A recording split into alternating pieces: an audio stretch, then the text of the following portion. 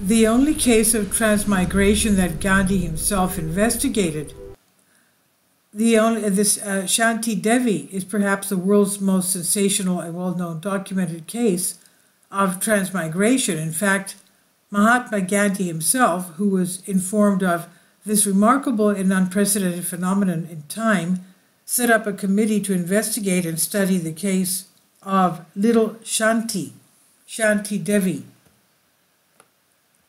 Shanti was born December 11, 1926 in Delhi, India. From the tender age of 3 years old, she had already started talking to her family about her past life, giving a lot of incredible details and information. Let's remember that we only have one life to live, and it's also demons that can be telling us concerning what they make up or what they know from the past. Now,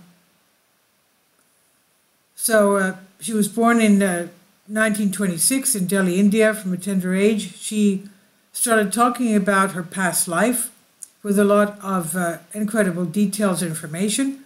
And when she arrived, now 9 years old, she expressed with a stubborn insistence a strong desire to visit the city of Mathura, located 145 kilometers southeast of Delhi, India, saying that she had to meet her husband there, a ready-made clothing merchant. The little girl insisted so much that her parents decided to ask for information about the man whom 9-year-old Shanti considered her husband. They were amazed to find that all the information their daughter had given them was absolutely accurate. So this intrigued them so much that they felt the need to put it to the test. After consultation with her alleged husband, she was introduced to various of his relatives, whom they invited to Delhi and met at a young age. She recognized them immediately, calling them by their names, and told them many incidents from their lives. When the alleged husband came to know of all this, he hastened to Delhi and appeared before her quite unexpectedly. As soon as the girl saw him, she threw herself into his arms, burst into sobs, and expressed her unspeakable joy at seeing him again at last. She then begged to see her son, whom she had borne in her previous life.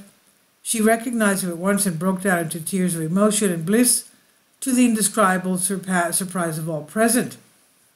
As 9-year-old Shanti Devi claimed, she was first born in 1902 and named Ludgi. She married at the age of 18 and had her son in 1925. She died on October 24th of that year in the city of Agra, where she had moved with her merchant husband, and their minor child. 9-year-old Shanti Devi, the girl, gave all the details of her life with Kedarnath Chobe, such as her husband's name, mentioned various characteristic episodes of their lives, which were impossible for anyone but the couple to know, and in general provided unshakable evidence that she was married to the man in her first life, as she passionately declared.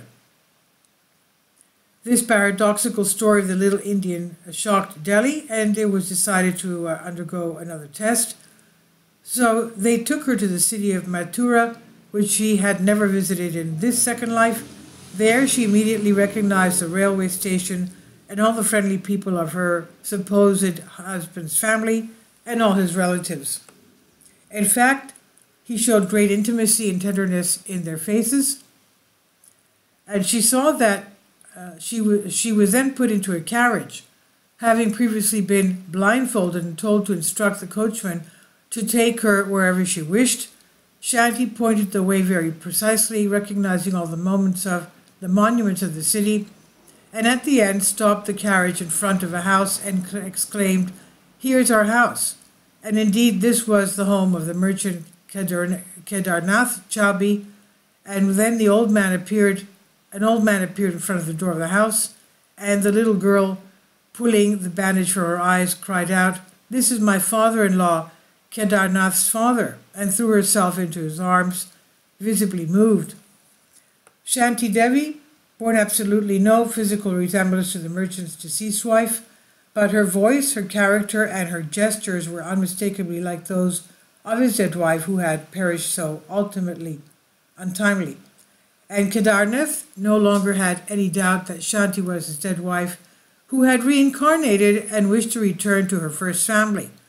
The transmigration of Shanti Devi, which was a unique case in the world, was also confirmed by the thorough and in-depth studies carried out by the scientific community, the scientific committee, which was set up by Mahatma Ghandi himself.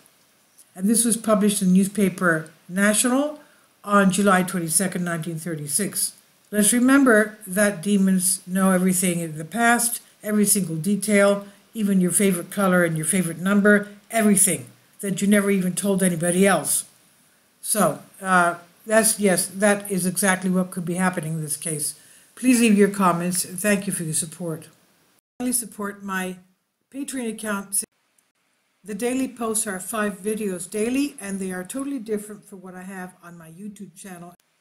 Thank you so much for your support and that you find all my content so interesting. You'll find the Patreon account details in the description box below.